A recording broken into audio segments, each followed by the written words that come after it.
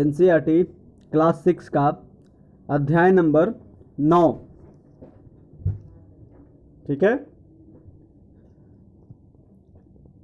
क्या है इस चैप्टर में, क्या है इस चैप्टर में? तो खुशहाल गांव और समृद्ध शहर, खुशहाल गांव और समृद्ध शहर। ठीक है, इसके बारे में आज हम लोग पढ़ेंगे। क्या है? लोहे का औजार और खेती। लोहे का औजार और खेती। लोहे का प्रयोग आज एक आम बात है। लोहे की चीज़ें हमारी रोज़मर्रा की ज़िंदगी का हिस्सा बन गई हैं। इस उपमहाद्वीप में लोहे का प्रयोग लगभग 3000 साल पहले शुरू हुआ। महापाषाण कब्रों में लोहे के औजार और हथियार बड़ी संख्याओं में मिले हैं। महापाषाण यानी बड़े बड़े, जब पत्थरों का युग था, यानी जब बड़े बड़े पत्थरों का यूज करके उन्हें नुकीलदार बना करके शिकार करने का जब काल था, ठीक है, तो उस टाइम जो कब्र होते थे, ठीक है, उसमें उस कब्रों में लोहे के औजार और हथियार बड़ी संख्या में मिले हैं। इनके बारे में तुम अध्याय 5 में पढ़ चुके हो। सही बात, हम लोग पढ़े हैं तभी तो याद है। ठीक है, ये देख रहे हैं आप किस तरीके से है। ठीक है, ये आज भी मिलता है आपको, इस तरीके का मिलता है औजार। ठीक है, और ये हो गया आपका पशुली, जिससे घास वास काटा जाता है। ठीक है, ये हो गया। करीब 2500 वर्ष पहले लोहे के औजार के बढ़ते उपयोग का प्रमाण मिलता है। इनमें जंगलों को साफ करने के लिए कुल्हाड़ियाँ और जुताई के लिए हलों के फल शामिल हैं। ठीक है, हलों के फाल शामिल हैं। अध्याय 6 में तुमने पढ़ा था कि लोहे के फाल के इस्तेमाल से कृषि उत्पादन बढ़ गया था। सही बात है, पढ़े थे। ठीक है, कृषि उत्पादन बढ़ाने के लिए उठाए गए अन्य कदम सिंचाई। ठीक है, सिंचाई जितना ज़्यादा होगा उतने अच्छे से फसल उगेंगे और इससे क्या होगा, उत्पादन ज़्यादा बढ़ेगा और ज़्यादा से ज़्यादा हमें इनकम होगी। बहुत सारे चीज़ें हैं। ठीक है, तो समृद्ध गांवों के बिना राजाओं और उनके राज्यों के बने रहना मुश्किल था। यानी समृद्ध गांवों के बिना राजाओं और तथा उनके राज्यों का बना रहना मुश्किल था।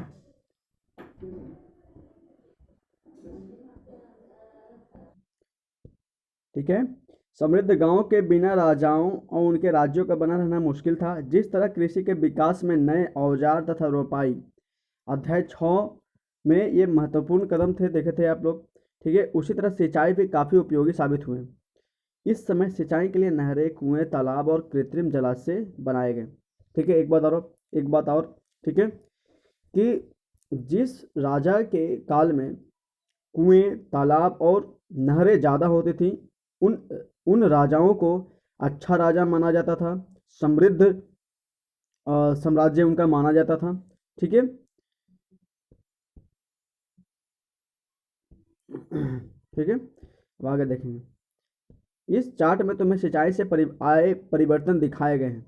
खाली स्थानों सही से वाक्य भरो। ठीक है, ये देखो, आप लोग देख लेना ये सब। ठीक है, गाँव में कौन रहते थे? ठीक है, तो इस उपमहाद्वीप के दक्षिणी तथा उत्तरी हिस्सों के अधिकांश गांवों में कम से कम 3 तरह के लोग रहते थे। तमिल क्षेत्र में बड़े भूस्वामी को बेल्ला कहा जाता था। जो बड़े बड़े जमींदार या बड़े बड़े भूस्वामी होते थे उसको बेल्ला कहा जाता था। और साधारण हलवाहों के उनवार और भूमिहीन, यानी साधारण हलवाहों को उनवार, ठीक है, और भूमिहीन मजदूर दास, कैडेशियर और अदिमाई कहलाते थे। यानी बेलला और उन्नावा और दास के सिडियार और अदिमाई कहलाते थे। ठीक है, तो देश के उत्तरी हिस्सों में गांव का प्रधान व्यक्ति ग्राम भोजक कहलाता था। यानी देश के उत्तरी, यानी हमारा, अगर आप इंडिया का मैप खोलेंगे तो उत्तरी हिस्से में गांव का जो प्रधान होता था उसे ग्राम भोजक कहते थे। अक्सर एक ही परिवार के लोग इस पद पर कई पीढ़ियां तक बने रहते थे। ठीक है, यानी यह एक क्या था, आनुवांशिक था। ठीक है, और ग्राम भोजक के पद पर आमतौर पर गांव के सबसे बड़े भूस्वामी होता था। और साधारणतः इनकी जमीन पर इनके दास और मजदूर काम करते थे। इसके अतिरिक्त प्रभावशाली होने के कारण प्रायः राजा भी कर वसूलने का काम इन्हें ही सौंप देते थे। ये न्यायाधीश का और कभी कभी पुलिस का काम भी करते थे। ठीक है। ग्राम भोजक ग्राम भोजक के अलावा अन्य स्वतंत्र कृषक भी होते थे जिन्हें गृहपति कहा जाता था, यानी ग्राम भोजक और गृहपति। ठीक है। तो गृहपति कौन होता था? तो इनमें ज़्यादातर छोटे किसानों ही होते थे। इसके अतिरिक्त कुछ ऐसे स्त्री पुरुष थे जिनके पास अपनी ज़मीन नहीं होती थी।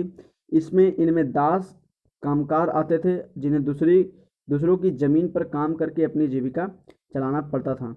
अधिकांश गांव में लोहार, कुम्हार, बढ़ई, ठीक है, बुनकर जैसे कुछ शिल्पकार भी होते थे। ठीक है। प्राचीनतम तमिल रचनाएं। ठीक है। तमिल की प्राचीनतम रचनाओं को संगम साहित्य कहते हैं। याद रखिएगा, बहुत इंपॉर्टेंट है। तमिल की प्राचीनतम रचनाओं को संगम साहित्य कहते हैं। इनकी रचना करीब 2300 साल पहले की गई। इन्हें संगम इसलिए कहा जाता था क्योंकि मदुरै के कवियों के सम्मेलन में इनका संकलन किया जाता था और गाँव में रहने वालों के जिन तमिल नामों का उल्लेख किया गया है वे संगम साहित्य में पाए जाते हैं। ठीक है। गाँव में रहने वाले के जिन तमिल नामों का उल्लेख यहाँ किया गया है वे संगम साहित्य में पाए जाते हैं। ठीक है, याद रखिएगा। क्या कहती है कहानियाँ, यात्रा विवरण, मूर्ति कलाएं और पुरातत्व। ठीक है, ये देखते हैं। तुमने जातकों के बारे में सुना होगा। ये वो कहानियाँ हैं जो आम लोगों में प्रचलित थी। बौद्ध भिक्षुओं ने इनका संकलन किया। यहाँ एक जातक कथा दी गई जिसमें यह बताया गया कि एक निर्धन किस तरह धीरे धीरे धनी बन जाता है। एक निर्धन की चतुराई। एक शहर में एक गरीब युवक रहता था। उसके पास एक मरे चूहे के अलावा कुछ नहीं था। उसने उस चूहे को एक सिक्के में एक भोजनालय वाले की बिल्ली के लिए बेच दिया। ठीक है। फिर एक दिन बड़ी जोर की आंधी आई। राजा का बगीचा टूटी टहनियों और पत्तों से भर गया। उनका माली इसे साफ करने की बात से परेशान हो उठा। युवक ने माली से कहा कि अगर लकड़ियां और पत्ते उसे मिल जाए तो वह बगीचे का सफाई कर सकता है।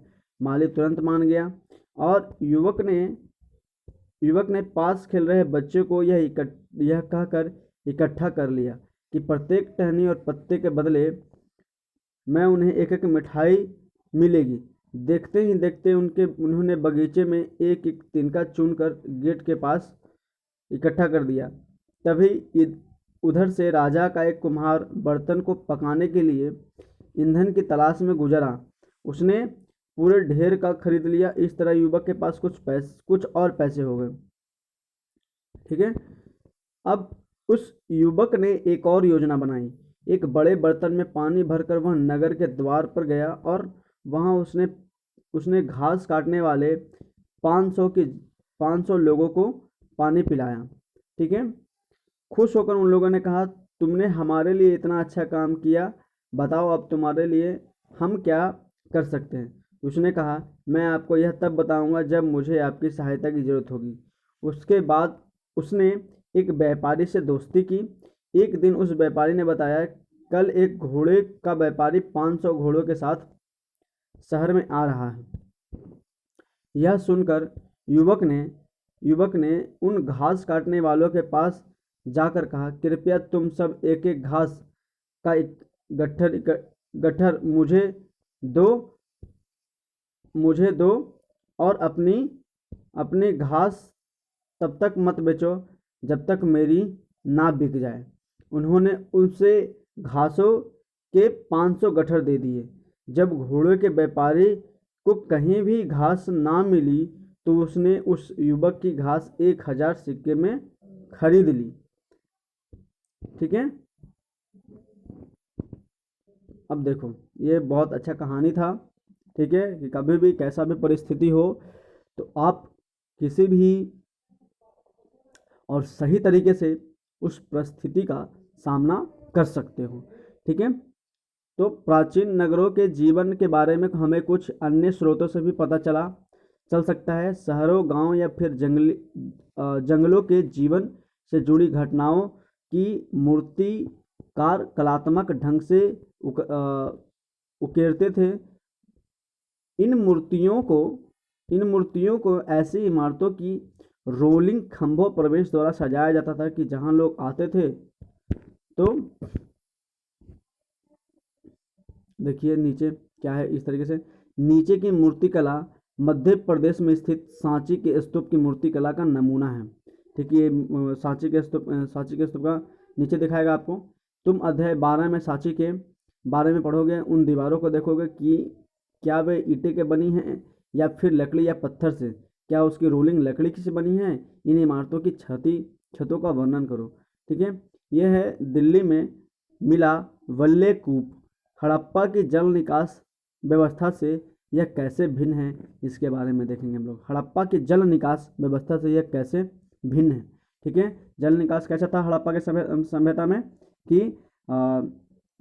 जो है घरों से नलियाँ निकाल करके क्या करते थे कि बड़े रोड में जा करके उन्हें मिला दिया। नीचे नाला होता था और ऊपर रोड होता था, और उसके बाद वो नाला बड़े नाला में जा करके मिल जाती थी, जिस तरीके से आज के व्यवस्था में। लेकिन दिल्ली में जो वल्ले कूप मिला वो बिल्कुल अलग ही था हड़प्पा के जल निकास व्यवस्था से। ठीक है, अध्याय 6 में अब वर्णित अनेक शहर महाजनपदों की राजधानी, जैसे कि तुमने पढ़ा कि इनमें से कुछ शहर पर कोटों से घिरे होते थे। ठीक है, जैसा कि तुम ऊपर के चित्र में देख रहे हो कि अनेक शहरों में वल्लेकूप मिले हैं। ये वल्लेकूप गुसल खाने, नाली या कूड़ेदान के लिए प्रयुक्त होते थे।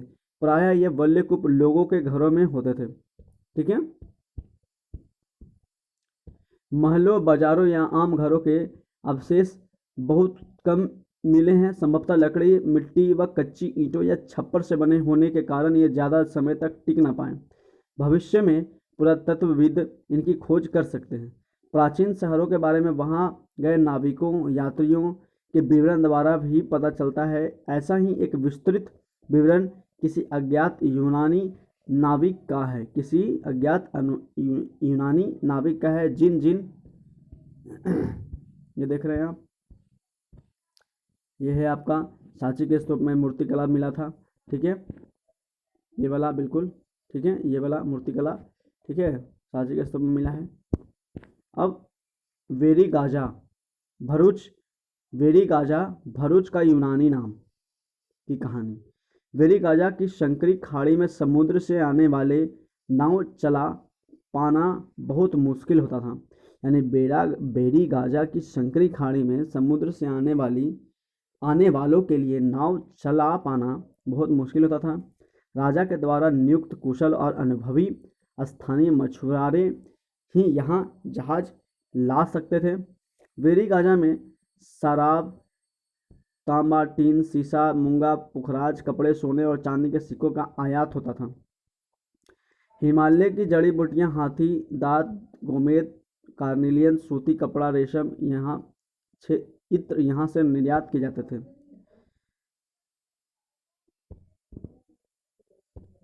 राजा के लिए व्यापारी विशेष उपहार लाते थे। इनमें चांदी के बर्तन, गायक, किशोर, सुंदर, अच्छी शराब, उत्कृष्ट महीन कपड़े शामिल होते थे। ठीक है,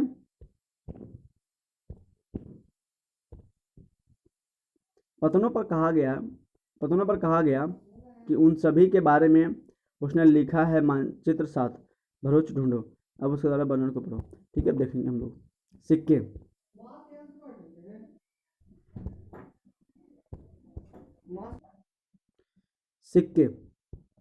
ठीक है, सिक्के के बारे में हम लोग पढ़ेंगे थोड़ा सा। पृष्ठ 90 पर दी गई कहानियां में तुमने देखा कि किस तरह सिक्कों के आधार पर संपत्ति का मूल्यांकन किया गया। पुरातत्वविदों को इस युग के हजारों सिक्के मिले हैं। सबसे पुराना आहत सिक्के थे जो करीब 500 साल चले। इसके चित्र नीचे दिया गया है। चांदी या सोने के सिक्कों पर विभिन्न आकृतियों का आहत कर बनाए गए जाने का कारण इन्हें आहत सिक्का कहा जाता था। याद रखिएगा कि उन्हें आहत सिक्का क्यों कहा जाता था। तो चांदी या सोने के सिक्कों पर विभिन्न आकृतियों का आहत कर बनाए जाने के कारण ठीक है, जो ये इम्पोर्टेंट है यहाँ से लेकर के, ठीक है। और ये 500 साल पहले बना था, सॉरी ये 500 साल तक चला, ठीक है। और ये सिक्के को आहत सिक्का कहा जाता था, ठीक है। ये चांदी या सोने के अलग अलग तरीके का आकृतियाँ इन पर बनाए जाते थे, इन्हीं के कारण इसे आहत का सिक्का कहा जाता था, ठीक है। कोई पूछेगा कि सिक्के का इतिहास क्या है, तो आप देख सकते हो कि बता सकते हो शुरुआत से कि, ठीक है।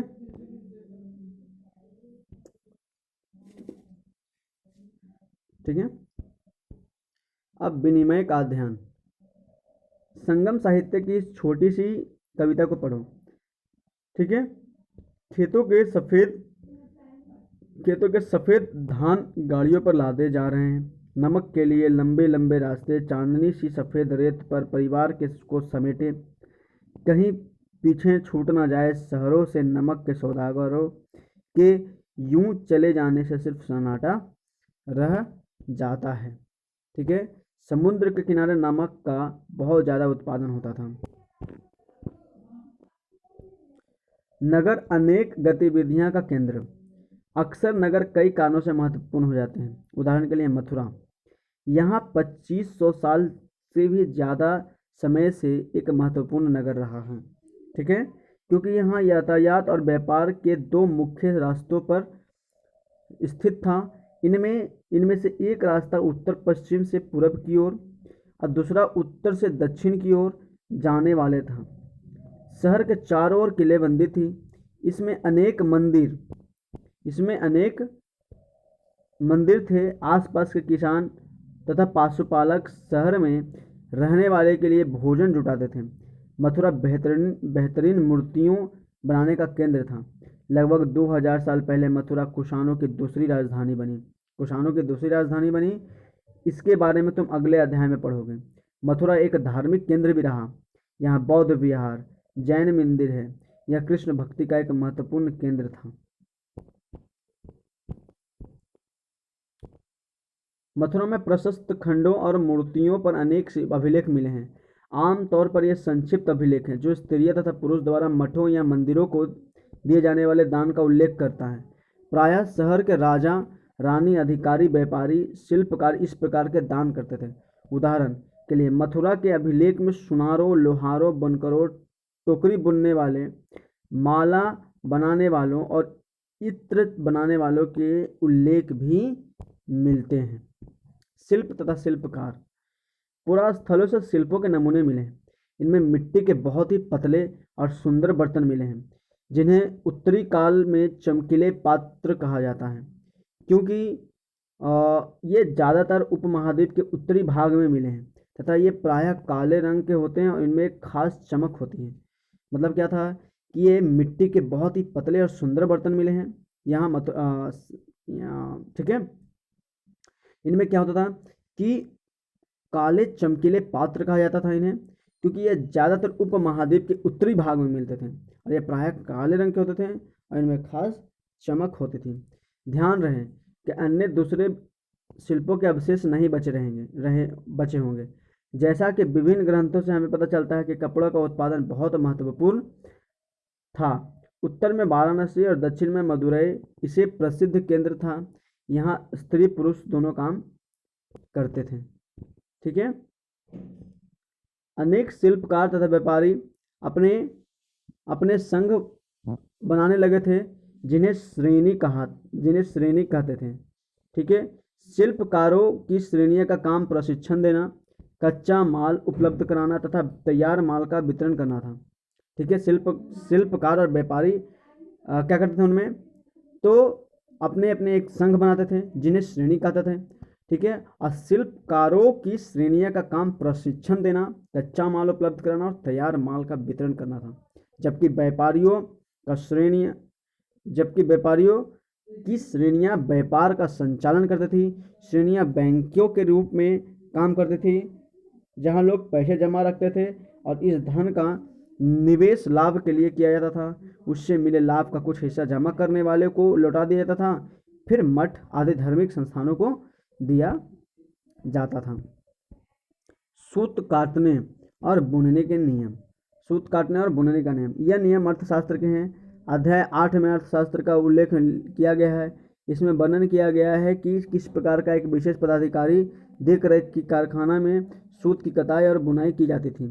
उन पेड़ों की छाल, कपास, पटुआ, सन को तैयार करके काम में विधवाओं, सक्षम अक्षम महिलाओं, भिक्षुणियों, वृद्धा वेश्याओं, राजा का अवकाश प्राप्त दासियां, सेविकाओं और अवकाश प्राप्त देवदासियों को लगाया जा सकता था। इन्हें इन्हें इनके काम के और गुणवत्ता के अनुसार पारिश्रमिक देना चाहिए। जिन महिलाओं को बाहर निकालने की अनुमति नहीं है, वे अपनी दासियों को भेजकर कच्चे माल को मंगवा सकती हैं और फिर तैयार माल उन्हें भिजवा सकती हैं। वे औरतें जो कारखाने तक जा सकती हैं, उन्हें अपने माल कारखाने तथा लटड़के ले जाना पड़ता था, जहां पारिश्रमिक मिलता था। इस समय माल को अच्छी तरह जांचने के लिए रोशनी रहती थी। अगर निरीक्षक उस औरत की तरफ देखता है या इधर उधर की बातें करता है तो उसे सजा मिलनी चाहिए। अगर औरत ने अपना काम पूरा नहीं किया तो उसे जुर्माना देना होगा। इसके लिए उसका अंगूठा भी काटा जा सकता है। सूक्ष्म निरीक्षण, आरिकामेडू। ठीक है, पृष्ठ 96 में रोम के बारे में दी जानकारी पढ़ो। ठीक है, लगभग 2200 से 1900 साल पहले आरिकामेडू एक पतन था। अरिकामेडू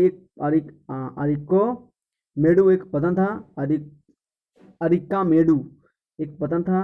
यहाँ दूर दूर से आए जहाज़ों से सामान उतरते थे। यहाँ ईंटों से बना एक ढांचा मिला है जो संभवतः गोदाम रहा हो। यहाँ भूमध्य सागरीय क्षेत्र के एम्फोरा जैसे पात्र मिले हैं। इनमें शराब या तेल जैसे तरल पदार्थ रखे जा सकते थे। इनमें दोनों तरफ से पकड़ने के लिए हत्थे लगे हैं। साथ ही यहाँ एरेटाइन जैसे मुहर लगे लाल चमकदार बर्तन भी मिले हैं। इसमें इन्हें इटली के एक शहर के नाम पर एरेटाइन पात्र के नाम से जाना जाता है। इसे मुहर लगे सांचे पर गीली चिकनी मिट्टी को दबाकर बनाया जाता था। कुछ ऐसे बर्तन भी मिले हैं जिनका डिजाइन तो रोम का था, किंतु वे यहाँ नहीं बनाए जाते थे। यहाँ रोमन लैंप, शीशे के बर्तन तथा रत्न भी मिले हैं। ठीक है, साथ ही छोटे छोटे कुंड भी मिले हैं जो संभवतः कपड़ों की रंगाई के पात्र रहे होंगे। यहाँ पर शीशे और अर्ध बहुमूल्य पत्थरों से मनके बनाने का पर्याप्त साक्ष्य मिले हैं। अभिलेख मिट्टी के बर्तन, कई बर्तनों पर ब्राह्मणी लिपि में अभिलेख मिले हैं। प्रारंभ तमिल भाषा के लिए इसी लिपि का प्रयोग किया जाता था, इसलिए उन्हें तमिल ब्राह्मणी अभिलेख भी कहा जाता है। अब अन्यत्र देख लो। मानचित्र 6 में रोम को ढूंढो। ठीक है, यह यूरोप के सबसे पुराने शहरों में एक है। इसका विकास लगभग तभी हुआ जब गंगा के मैदान का शहर बस रहे थे। जब गंगा के मैदान के शहर बस रहे थे, रोम एक बहुत बड़े साम्राज्य का राजधानी था। यहाँ यूरोप, उत्तरी अफ्रीका और पश्चिमी एशिया तक फैला साम्राज्य था। इसके सबसे महत्वपूर्ण शासकों में से एक ऑगस्टस ने करीब 2000 साल